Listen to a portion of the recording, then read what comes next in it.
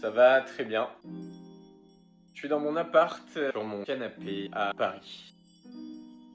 On est samedi et depuis une semaine j'ai une nouvelle passion qui est la corde à sauter. Du coup j'ai fait plein de cordes à sauter. Avant je faisais 5 tours chez moi, ma voisine du dessous était pas très contente donc je suis allé en faire dehors. Puis après je suis passé à 10 tours, à 20 tours, maintenant je peux en faire pendant 1 minute sans m'arrêter donc c'est la folie. Nouvelle passion corde à sauter. J'ai fait des courses aussi, j'ai acheté des poireaux, des poivrons, plein de légumes en paix. Et ça c'est un autre avantage du confinement, c'est que tu peux, alors je vois beaucoup sur Instagram des gens en train de faire du pain, faire leurs pâtes et tout, j'en suis pas là du tout. Mais juste avoir le temps de faire des sympathiques petites choses à manger, c'est vraiment cool.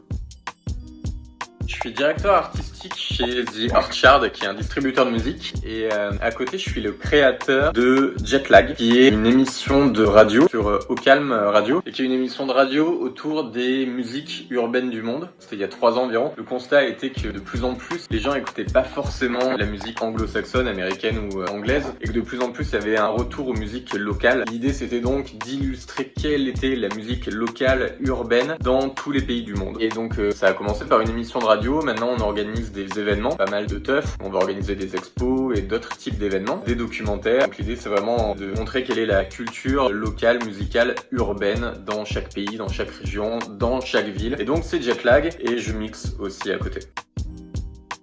Alors The Orchard c'est depuis janvier, c'est vraiment tout récent. Avant j'étais chez Deezer, je faisais des playlists de moods notamment pour faire la fête, pour cuisiner, pour chiller, pour faire du sport et aussi des playlists d'afro et de latino. Et Jetlag, ça fait environ 3 ans que l'émission de radio existe et ça fait à peu près 1 an qu'on s'est mis à faire des événements.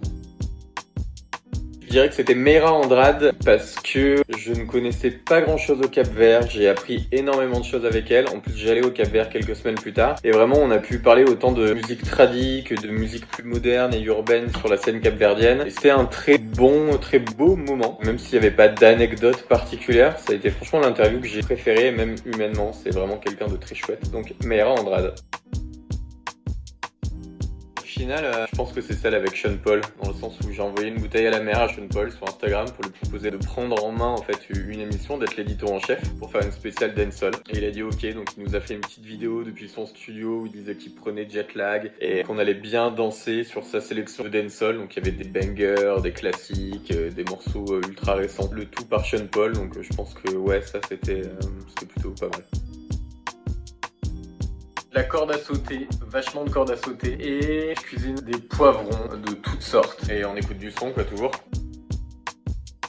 J'écoute beaucoup 2 albums récents, c'est l'album de The Weeknd qui est une tuerie de pop, il arrive encore à innover, et le dernier album de Bad Bunny qui est clairement mon chouchou de la scène latine, reggaeton, trap latine, une tuerie. Et je prends du temps pour écouter pas mal de vieux morceaux de jazz, de soul, de funk et écouter aussi énormément de musique tradie. Je trouve ça bien d'avoir un peu le temps justement de pas forcément écouter l'actualité et de pouvoir un peu revenir aux basiques.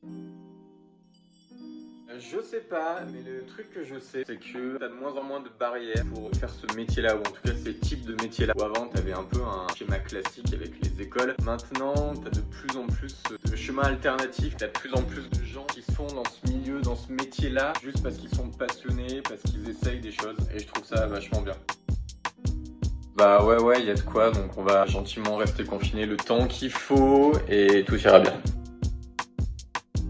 Admettons que le confinement soit fini avant la fin de l'été, il y aura plein de belles fêtes. Jetlag cet été. On avait commencé une résidence au Wanderlust, on va continuer. On va mettre un peu l'accent notamment sur la scène du néo-perreo, du reggaeton, de plus en plus. Puis on a plein d'autres projets documentaires, projets vidéo et tout, j'espère, qui verront le jour. Et après, personnellement, j'ai hâte de retourner en Amérique latine, peut-être retourner en Colombie ou en Argentine ou à Cuba, je sais pas encore, mais aller en Amérique latine encore en 2020.